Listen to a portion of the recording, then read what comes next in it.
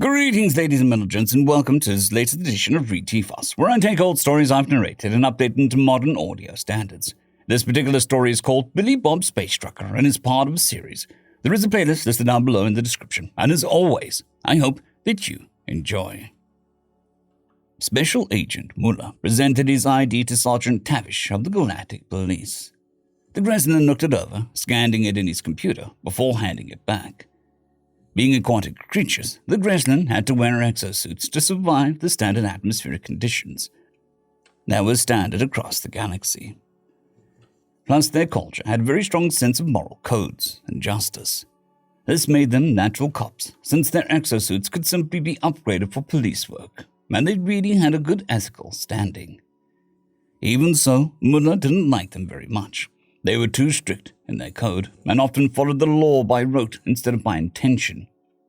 Even so, they were well-meaning, so he figured there could be worse cops out there. "You will have to excuse me if I have a lot of questions, Agent Muller," came his robotic voice from the suit.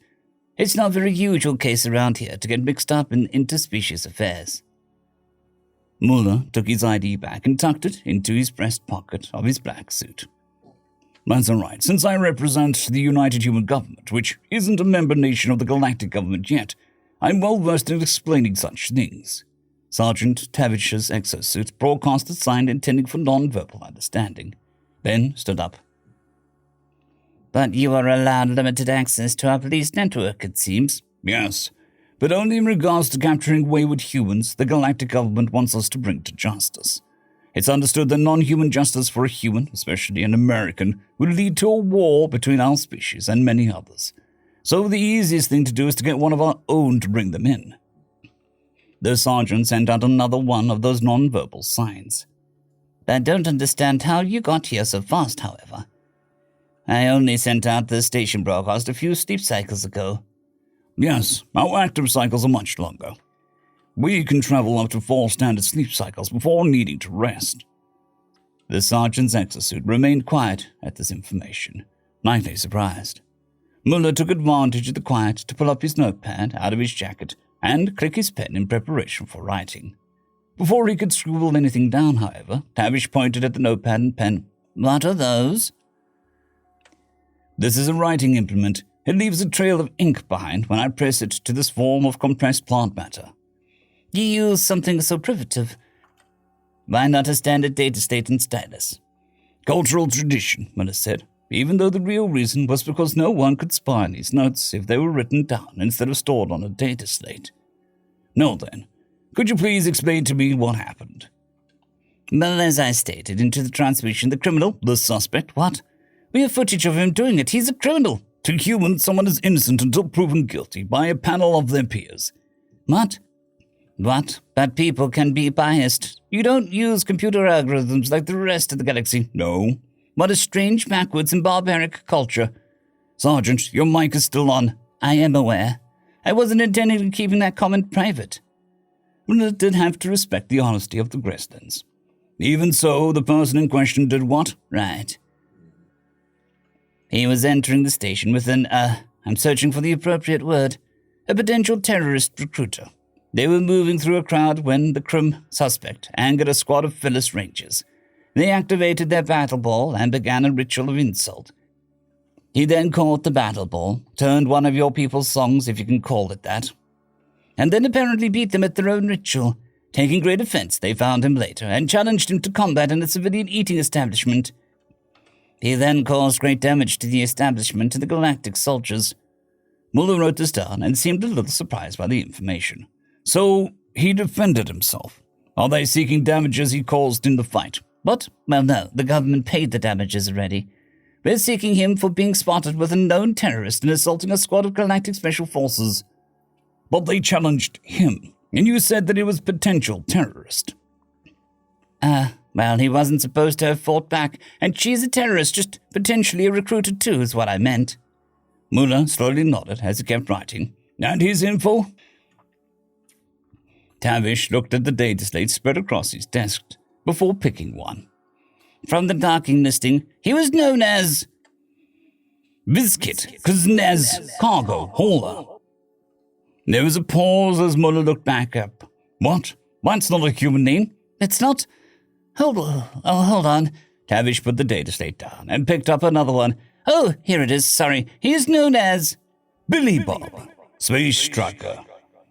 Billy Bob hadn't thought he'd be so lucky. Apparently, most bars kept 100% alcohol and would just water it way down with various other liquids depending on what drink was wanted by what species. Not only did this make sure that they'd have plenty to drink later, but it was perfect for Molotov cocktails. Emily seemed less sure. A potent incendiary, clearly. But it'll just drop off people. That's what the sugar is for. He was dumping sugar into the bottles he'd filled with alcohol. The heat melts the sugar and it makes it sticky. Is that true? To be honest, I don't have a fucking clue. But I think I read it once, so I'm going to try it out. Even so, how do you plan on getting it to them? I'm going to throw it. There's no way. They're 75 yards away. Yeah, it's close to a throw from an outfield to home plate. I did that back in community college. I wasn't good enough to go pro, but if I'd been smart enough to get into an actual college, I'm sure I'd made it their team too. What? I don't understand. Never mind. I just need you to be a distraction. What? They'll kill me. I'm not as hardy as you. You can fly. Just swoop around above them and then get out of there after I throw the burst bottle. But I'm a diplomat, not a soldier. I've only undergone basic espionage training. Well, I'm a pilot. I only underwent basic training for ground combat. He paused for a moment. Why is a diplomat trained in basic espionage? Isn't diplomacy filled with intrigue on your planet? No, well, not anymore. Okay, good point. He collected an armful of bottles as she backed up from him. He stepped outside the bar as he heard Rock Lobster playing on the PA. That was slightly confusing the crap out of the Xenos. He looked back at Emily as she stood behind him. He could tell that she was nervous, so he set the bottles down and then set her hand on her shoulder. Look, Emily, you can do this. Those targeting computers take a few seconds to track me, and I'm not flying. Just scare them and get out. It'll be fine. Promise. He watched the Space Eagle hesitate, then nod. She turned away from him. Wait. She turned back. Let the song end. She paused and waited until Rock Lobster finally ended. He nodded and she began running before jumping up and letting her wings snap out from the folds of her cloak. Then took flight as he grinned. America! Fuck yeah! He whispered at the sight of the flying space bald eagle. She swooped down the street-like hallway and turned back. She built up speed and rounded the corner as he heard the Borks cry out. Then quickly scrolled down his implant as he lit the rag he'd stuffed into the top of the bottle. As he rounded the corner, the Borks were aiming up, trying to get a bead on Emily. He reached back and chucked the bottle as hard as he could towards the mech on the left, then grabbed the next bottle, tossing it before the first landed. Just as the bottle smashed into the mech and exploded in a ball of fire, the singing started. Burn, baby, burn! Burn, baby, burn. The mech on the right fired a stream of bolts at Emily, who cried out and swooped away past Billy Bob. The second bottle fell a bit short, coating the Borks in front of the mech. As they screamed, the first mech was stumbling, the ammo inside cooking off as it began to explode. He chucked the third bottle towards the center group as the Borks were in utter chaos. Then he turned, looking for Emily. She had come to a stop down the street, red blood smeared along the ground behind her. He cursed and quickly ran to her. She was sprawled out on the ground, a nasty gash along her outer thigh. She was groaning as she clutched it, and Billy Bob frowned, but then quickly grabbed a bottle and ran to her.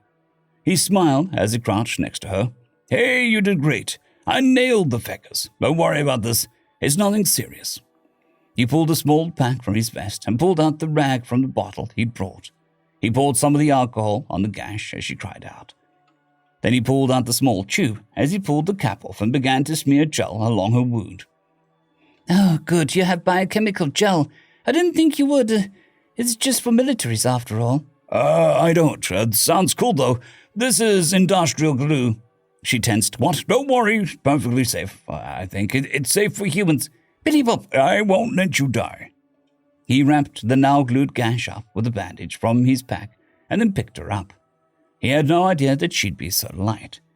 Even considering the gravity, she felt incredibly easy to pick up. Then again, she could fly, so he shrugged.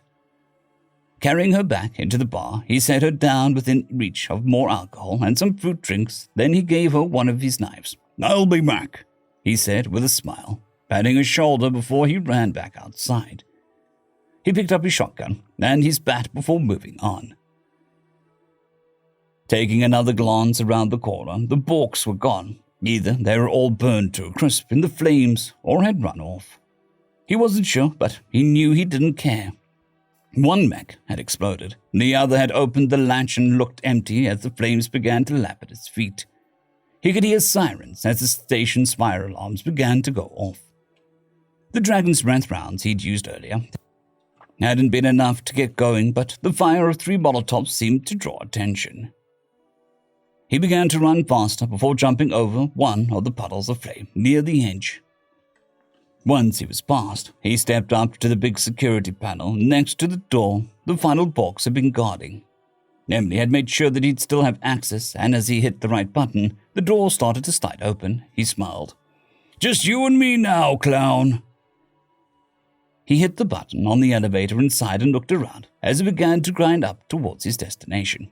Wait, what song did he want to play? He cursed at his lack of planning and began to scroll through his playlist. Maybe, no, yes, perfect. The song began to play as the elevator neared the top.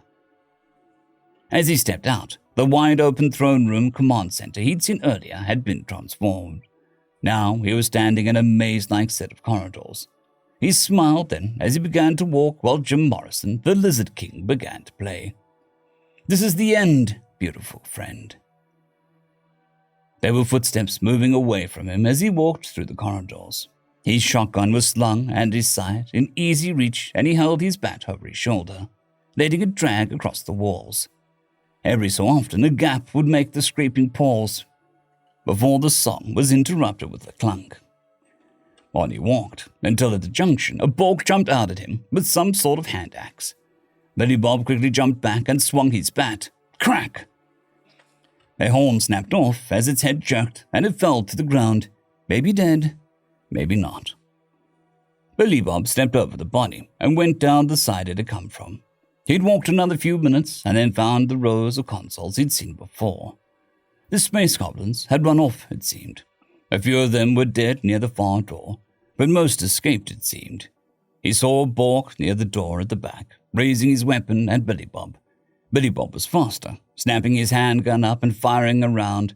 It just grazed the creature, but with the 45 that counted. It spun around, slamming into the wall behind it, and falling to the ground unconscious. Billy Bob stepped in front of the door as he heard Jim sing. Then he came to a door, then he looked inside. "Good idea, Jim." He opened the door, then pulled his shotgun up. There was the main throne room. The space clown was sitting on it, dead Borks around his feet. Billy Bob growled as he heard that awful voice once more. "They failed me, and my God, but I shout out, you will be a most amazing tribute.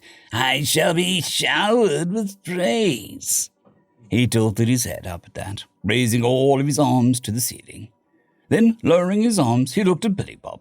"Will you honor me by fighting hand to hand?" Billy Bob looked around at the Bork corpses. They had slash marks around their throats and backs. Looking back at the space clown, Billy Bob sneered. "Only if you get close enough."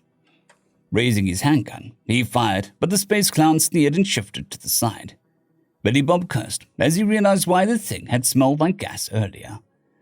That fat-ass gut was filled with the stuff. It seemed to utilize some sort of release valves in its body to boost left and right as Billy Bob tried to nail the fecker. When his slide racked back, magazine empty, he quickly ejected it. But as the magazine fell and he tried to slam a new one home, the space clown dashed forward. Those forearms reaching up, the fingers having extended jagged claws. Billy Bob couldn't reload and jump to the side at the same time fast enough and cried out as he felt some cuts along his right arm as he moved aside. Rolling away, he jumped back up, firing off another set of rounds at the space clown. He was laughing maniacally and kept dodging his bullets. But this time, when Billy Bob had to eject the magazine and it rushed forward, he used one hand to grab his shotgun on the sling and fire it point blank from his hip. The space clown's 3 eyes bulged in surprise as the buckshot slammed into him. But he just flew backwards, bouncing around like a beach ball as Billy Bob cursed. Seemed like the fecker had the better shield than the Borks. It howled out in annoyance as it finally stopped bouncing around the room. Laid out on its back, it kicked those fat feet in the air to roll over and hop back up. Billy Bob had reloaded and began to fire off another series of rounds. But he had to fire it one-handed as the right side was killing him, the pain from the cuts burning deep. When he ejected the round this time, though, he fumbled his gun and it began to fall from his hand. The space clown howled in glee and charged forward again. But as it swung out a clawed hand, Billy Bob dove forward into it. He gasped as he felt those claws slash along his stomach and ribs, but more importantly, he pulled his knife free, jamming it into that fat feck's gas sack. The space clown's eyes went wide as Billy Bob pulled the knife free. There was a loud hiss as it began to fly back. Billy Bob coughed at the rancid smell as the space clown seemed to deflate, flying through the air before landing at the base of the throne. It was skinny as a rail now, gasping as it tried to pull itself up. Billy Bob was clutching his side as he stepped closer. Jim Morrison nearing the end of the song in the background as the space clown gasped, holding up 2 hands. Wait! Then Billy Bob lifted his steel-toed boot up. No. And brought it down with all the force he could possibly manage as a super heavy gravity death wielder. Then so ends another chapter in the adventures of Billy Bob, Space Trucker. I'd quickly like to thank our T5 Patreon and channel members, Casper Arnholtz, Jon Creighton, 050, Dragzoon W.R.E, and Elijah Silvercross. Thank you very much.